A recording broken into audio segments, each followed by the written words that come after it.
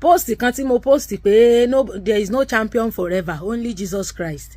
Ló wá ní this Jesus Christ preach polygyny. Ṣé ó preach monogamy náà? Àwọn fásitì náà ò proof point rẹ̀. He made them male and female. Even animals were made male and female.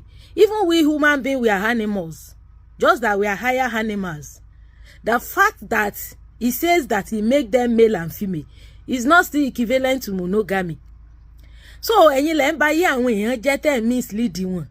A man who leave his father and mother and cleave to his wife. How is that one equivalent to monogamy? Ṣé ẹ̀yin lẹ ń bá yé àwọn obìnrin jẹ́?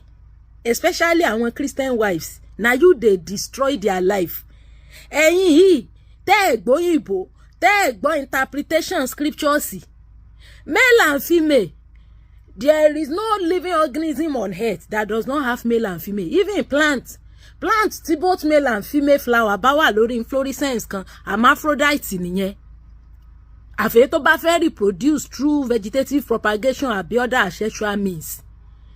Is not equivalent to monogamy. Ṣé ẹ rí ẹ̀yin Christian ẹ̀yin lẹ ń bá yé àwọn obìnrin jẹ́? Tẹ́ bá kíyèsí àwọn program àgídìgbò, àwọn obìnrin tó máa ń lé ọkọ wọn jáde ní old age yẹn. Mélòó nù wọn ni Muslims? They are all Christians. Bàbá onígbìndé tí ìyálé ẹ̀ lọ wú òkú ẹ̀ tó lọ dá sátàn, Christian ni. Bàbá Ọdẹ́yàlé tí ìyàwó ẹ̀ lé jáde at the age of 82. Christian, Jehovah Witness tiẹ̀ làwọn. Àwọn Christian wives, àwọn náà máa ń ríra wọn bíi pé champion làwọn, láìsí àwọn kò sẹ́lòmíì. Àwọn náà máa ń ba yí ọkùnrin jẹ́ torí mentality irú ẹ̀yin èèyàn burúkú yìí náà ni. Ẹ mọ̀ fún wọn ní impression wípé ní láìsí àwọn kò séyàn míì. Monogamy is a choice. Polygyny is a choice. Marriage itself is a choice. I can decide not to marry. That's my own personal business. Anybody can decide to stay with only one woman. Personal business tẹ́niyẹn nìyẹn. Ṣùgbọ́n kẹ́ra mọ̀ wò yẹn bí ẹ̀ ń pò ní yardstick tẹ́nìkan ó fi dọ́rùn. Ń tẹ́ fi ń ba yé àwọn obìnrin jẹ́ nìyẹn. Ìgbà tán bá wá ba yé ara wọn jẹ́ tán bá sọ ọkọ nù tán rí pa àwọn ti sọ góòdì nù. Wọ́n máa sunkún kiri. Most ẹ̀yin tẹ́ ń claim holier than thou, tẹ́ ń claim wípé ẹ jẹ́ babánú gbàgbọ́ yìí, ẹ dẹ̀ ní solution kankan sí ṣòro ayé wọn. Poverty ló bá yí ọ̀pọ̀lọpọ̀ yín jẹ́. Ṣọ́rọ̀ mi ti ń yí ẹ. Ẹni tí ò bá fẹ́ níyàwó kó dúró kó ṣe celibacy, ẹ máa fẹ́ níyàwó ẹyọ kan kó dúró tì. Ṣé láyé táwọn obìnrin bá yí ọkùnrin jẹ́ tán lé ọkùnrin jáde nílé at the age of old age yìí, lẹ́sọ pé ni ó bá fẹ́ fẹ́ yàwó kó má fẹ́ yàwó, lẹ́mọ̀ quote scriptures. Ibi tó quote yẹn is not equivalent to monogamy. Látọdún 5 tá ti ń fẹ́ fún gbòlàmbí àti ìrì scriptures kankan tó sọ pé ni ó bá fẹ́ yàwó yọrọ̀run àpáàdì. Ìgbàlá ọkàn yín ni kẹ́ ẹ dì mú. Ẹ̀yin lẹ mislead, ẹ̀yin lẹ bá yé àwọn obìnrin jẹ́. Now you dey spoil women's life. Kò sí bọ́kùnrin ṣe burú tó yóò rí ìyàwó fẹ́. Kò sí bọ́kùnrin ṣe bí ọ̀dà ìyàwó sì fẹ́. Ìyàwó ń lè wá mọ̀ pẹ̀ lọ́wọ́ ẹ̀ náà tí wá ẹ̀ tí wọ ọkùnrin wọ̀ bá dáa. Ṣùgbọ́n pé tó bá fọkùnrin tafàlà láàárọ̀ yìí, kí lè ò tó sú ìyàwó mi ò wọnú ilé rẹ̀. Fàkátínú. Gbogbo ẹ̀yin tẹ́ ẹ máa ń fi pé champion ni yín tẹ́ ẹ wà òkè yẹn, ẹ máa ń padà end up losing ni. Òun ló dífá fún Ruhan James Akpan yìí. Mo re wo DPL kò tiẹ̀ wà òkè. Ọ̀pọ̀lọpọ̀ ẹ̀yin tẹ́ ẹ rojọ́ wa báwo láyé tẹ̀yin gan ṣe rí. He make them male and female. Ṣé yẹn wá túmọ̀ sí polygamy, sí monogamy? Ó ń speak against gayism and lesbianism. Kò gbúdọ̀ ṣẹlẹ̀ láàrin obìnrin méjì, ọkùnrin méjì. Ó gbúdọ̀ jẹ́ ọkùnrin kan àti obìnrin kan. Bọ́kùnrin bá níyàwó mẹ́ta, ṣé yóò kó àwọn mẹ́tẹ̀ẹ̀ta sórí bẹ́ẹ̀dì lẹ́ẹ̀kan náà ni? Ẹyọ kọ̀ọ̀kan ni ó mọ̀ rí wọn, one at a time. One at a time. Bóbìnrin bá lọ́kọ tó ṣe pórí ibú lórí ń bẹ̀ tó padà lọ lọ́kọ mi. Jọ, ṣé tó bá fẹ́ rọ́kọ rẹ̀, ṣé yóò mú tí previous one náà pẹ̀lú ara rẹ̀ ni? Ibi tí verse yẹn ń sọ nìyẹn.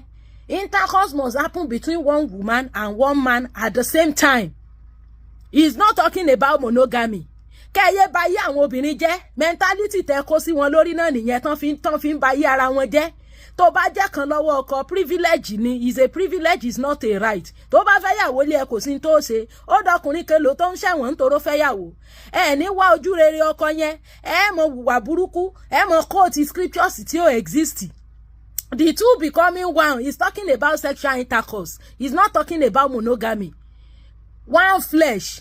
Ó ní wọ́n di ara kan, one flesh. Lọ́nà máa di. Ṣọ́rọ̀ mi ti ń yé yín, kò sí bẹ́yàn méjì ṣe fẹ́ dì kan láì jẹ́ pọ́n bá dóra wọn. Time tẹ́ ń dóra yín yẹn, ọ̀kan ni yín. Nǹkan tí scriptures ní ẹ ṣe, kẹ́ ẹ fi di ọ̀kan, ó ń gan lẹ́ ṣe. wrong interpretation lẹ́ ń ṣe. Ẹ̀yin lẹ́ ń bá yé àwọn obìnrin jẹ́ tẹ́ mislead wọn. Gbogbo àwọn obìnrin tán bá yé ọkọ wọn jẹ́ tán kóra wọn wá ságídígbò. Mélòó nù wọn ni Muslims? All of them are Christians. Ṣé Muslim tíyàwó pọ̀ láàrin ọ̀dẹ̀ níyàwó kan wà lé ọkọ jáde ní òdèjì ni ó sọ pé ó ṣẹ̀hún ní 1912 níbi tí kálukú ti ń wojú rere tó ti ń wá kóhun